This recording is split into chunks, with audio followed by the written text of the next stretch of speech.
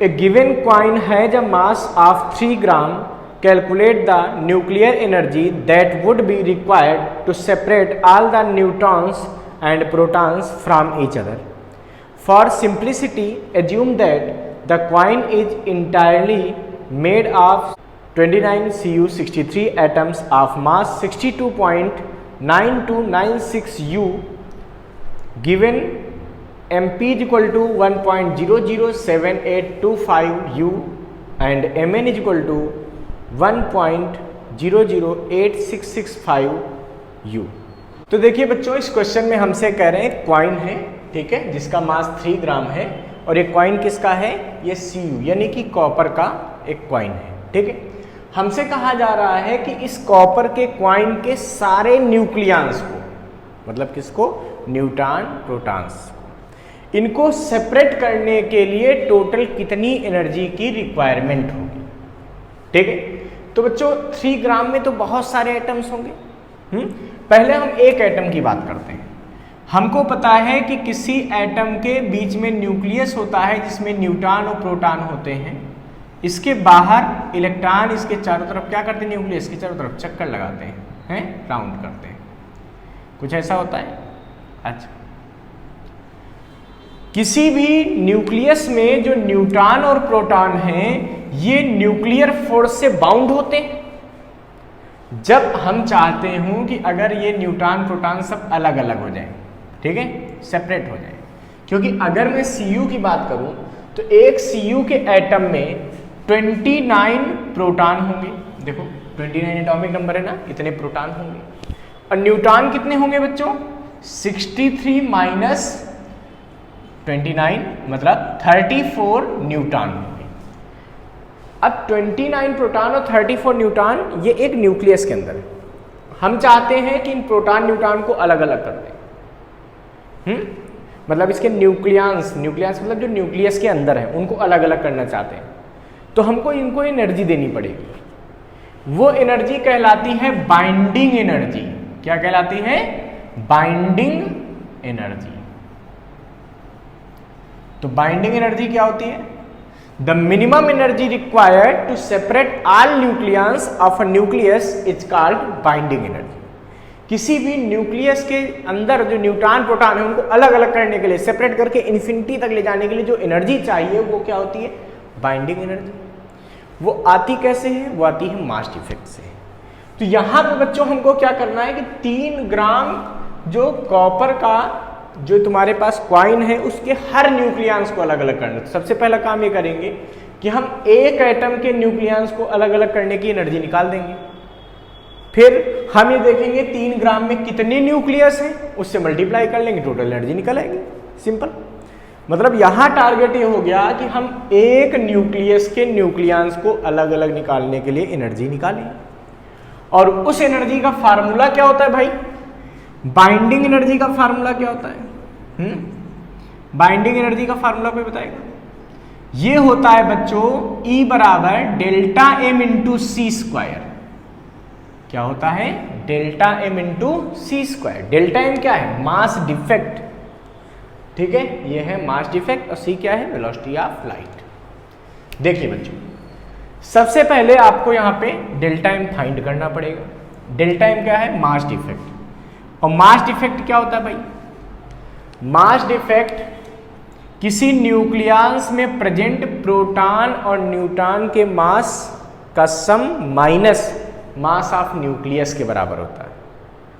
Practically ये देखा गया कि जैसे इसमें जितने प्रोटॉन न्यूट्रॉन हैं, जैसे इसमें मान लीजिए 29 प्रोटॉन है और 34 न्यूट्रॉन, तो 29 प्रोटॉन और 34 न्यूट्रॉन का अगर हम मास निकालेंगे तो ज़्यादा आएगा, इसका अपना मास जो दिया है वो कम आएगा।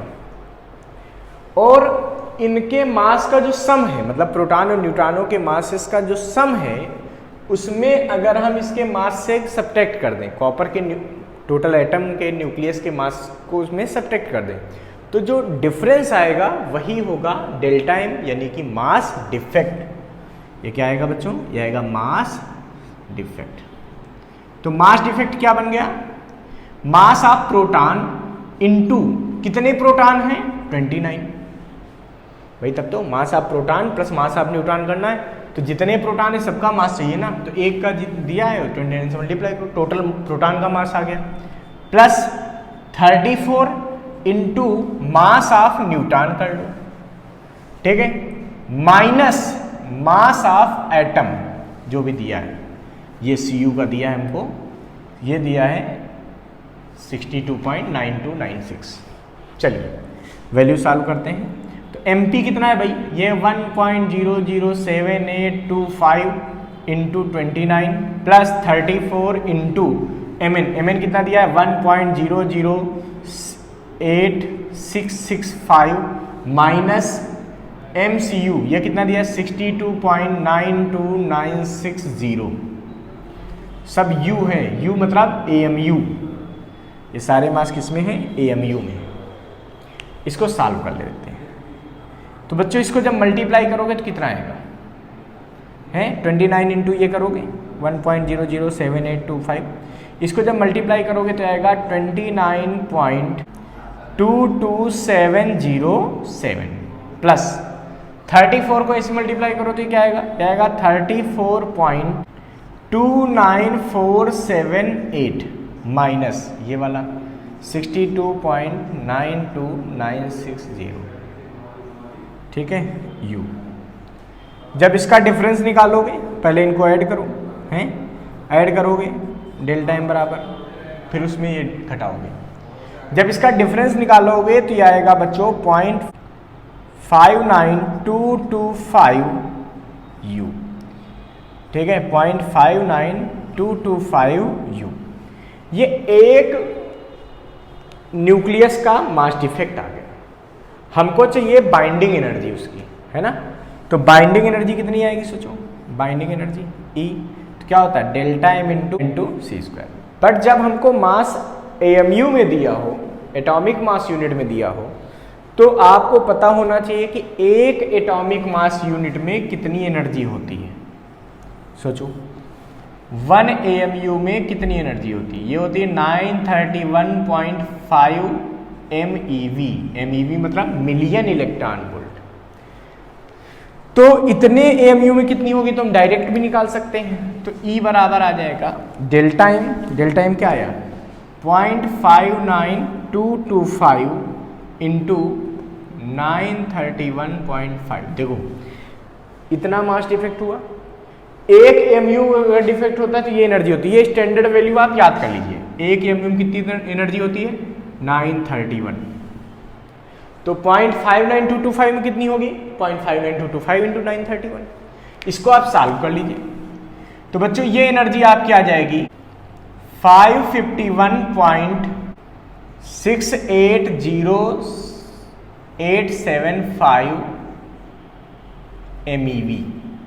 ये कितनी एनर्जी आ जाएगी, मतलब अगर इतनी एनर्जी देंगे तो एक एटम के जितने न्यूक्लियस हैं वो इन्फिनिटी पे चले जाएंगे, वो सेपरेट हो जाएंगे। हमको तो 3 ग्राम में सोचना है। तो अब हमारा काम क्या होगा, हम लिखेंगे यहाँ पे number of atom in 3 gram coin. तो 3 ग्राम में कितने एटम होंगे सोचो, N एवोगाड्रो नंबर अपान इसका जो एटॉमिक वेट है, एटॉमिक वेट कितना है बच्चों 63। ये तो 1 ग्राम के एटम हो गए, 3 ग्राम के चाहिए तो 3 से मल्टीप्लाई कर दो, मतलब 1 ग्राम के एटम निकालने हो तो N अपान जो भी एटॉमिक वेट है, और 3 ग्राम का चाहिए तो इंटू 3 कर दिया। इसको सॉल्व कर लो, ये कितना आएगा भाई, ये आएगा, इसको स्मॉल n से लिख दें, बिल्कुल N 6.023, ये तो स्टैंडर्ड वैल्यू है आपको याद होनी चाहिए, इंटू 10 की पावर 23, इसको याद कर लीजिए, ठीक है, ठीक है जो आपको याद होनी चाहिए, अपान 63 इंटू 3, इसे इसको कैंसिल करेंगे 21, डिवाइड कर लीजिए। जब डिवाइड करेंगे तो मिलेगा 2.86 into 10 to the power 22 atom. एक 3 ग्राम के क्वाइन में इतने सारे एटम हैं, और एक एटम के न्यूक्लियस को सेपरेट करने के लिए इतनी एनर्जी चाहिए, तो इतने के लिए कितनी चाहिए, तो इससे मल्टीप्लाई कर देंगे, सिंपल सी बात है। लिखेंगे यहाँ पे so total energy required to separate all neutrons and protons. ठीक है, ये किसके बराबर होगी भाई एनर्जी? ये आ जाएगी स्मॉल एन इंटू ई, एक के न्यूक्लियस को सेपरेट करने की energy into number of nucleus total जो भी है। सोचो कितनी आएगी ये? स्मॉल एन 2.86 इंटू 10⁻22 इंटू ई की वैल्यू क्या दिया? 551.680875। जब इसको आप मल्टीप्लाई करेंगे तो ये आंसर आपको मिलेगा बच्चों यहाँ पे 1.5778 इंटू 10⁻25। 10 पावर कितना बचेगा? 25 MeV, मिलियन इलेक्ट्रॉन वोल्ट। मतलब अगर हम इसको इस कॉइन को कितनी एनर्जी दे दें, न्यूक्लियर एनर्जी 1.5778 इंटू 10⁻25 MeV, इतनी एनर्जी दे देंगे तो कॉइन में जितने भी न्यूट्रॉन प्रोटॉन हैं सब सेपरेट हो जाएंगे इन्फिनिटी पे, सब अलग अलग हो जाएंगे। ठीक है, तो ये एनर्जी रिक्वायर्ड होगी सारे प्रोटॉन्स और न्यूट्रॉन्स को अलग अलग करने के लिए। बच्चों ये क्वेश्चन काफ़ी ज़्यादा कैलकुलेशन रख रहा है। ठीक है, तो इसकी ज़्यादा से ज़्यादा प्रैक्टिस कीजिए क्योंकि कैलकुलेटिव क्वेश्चन है। ठीक है, इसको फटाफट नोट कर लीजिए।